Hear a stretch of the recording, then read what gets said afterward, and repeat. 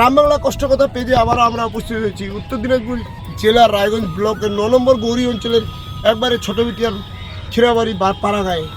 আপনারা দেখলেন এই রাস্তার বেহাল অবস্থা। আর এই বেহাল অবস্থা এমনিতে হয়নি, বৃষ্টি পড়ছে তার কারণে হয়েছে, কিন্তু তার মধ্যেও অন্য অন্য জায়গায় যে রাস্তার পরিস্থিতি তাদের থেকে আমাদের এই রাস্তার পরিস্থিতি আরও বেশি খারাপ।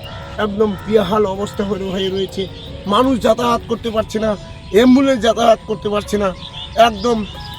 আপনারা এই আমাদের গ্রাম বাংলা কষ্টকথা পেজে আমরা প্রতিদিন প্রতি মুহূর্তে আমাদের পেজের মাধ্যম দিয়ে আপনাদের গ্রামের যে কষ্টকথা সেই কষ্টকথাগুলো আমরা তুলে ধরি আমাদের পেজের মাধ্যম দিয়ে। আপনারা আমাদের পেজটাকে ফলো করবেন। আসসালামু আলাইকুম।